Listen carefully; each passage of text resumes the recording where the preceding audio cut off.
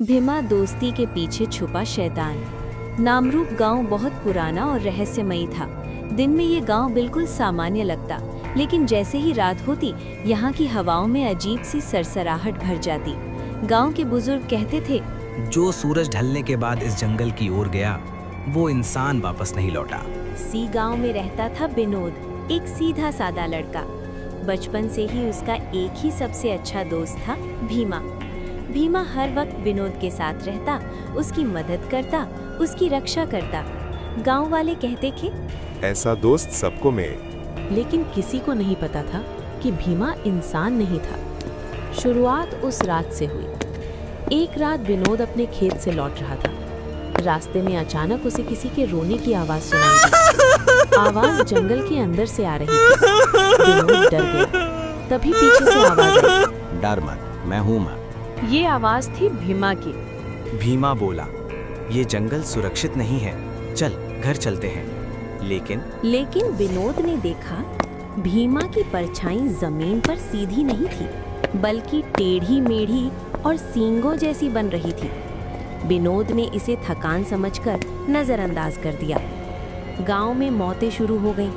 कुछ ही दिनों में गांव में अजीब घटनाएं होने लगी। रात में लोग अपने घरों में बंद रहते, फिर भी सुबह किसी की लाश खेत में मिलती, किसी की कुएं में। हर मौत से पहले एक ही बात सुनाई देती, भीमा भीमा। लेकिन जब विनोद भीमा से पूछता तो वो मुस्कुरा कर कहता, लोग अंधविश्वास में जीते हैं दोस्त। उसकी मुस्कान में अब कुछ अमानवीय था। सच्चाई का खुलासा। एक दिन विनोद को गांव के पुराने मंदिर में एक तांत्रिक मिला। तांत्रिक ने विनोद को देखते ही कहा, तू जिस दोस्त के साथ घूमता है वो इंसान नहीं है। विनोद हंस पड़ा, लेकिन तांत्रिक ने जमीन पर राख से एक चिन्ह बनाया। उसमें एक ही नाम उभरा, भीमा। तांत्रिक बोला, ये शैतान है, इंसानों की दोस्ती के रूप में रहता है। जो उस पर भरोसा करता है उसी की आत्मा खा जाता है। विनोद के हाथ कांपने लगे। आखिरी रात। उस रात भीमा खुद विनोद के घर आया। उसकी आंखें अब लाल थीं, आवाज भारी और डरावनी। भीमा बोला, तुम मेरा सबसे अच्छा दोस्त है, अब तेरी बारी है। कमरा अचानक अंधेरे से भर गया।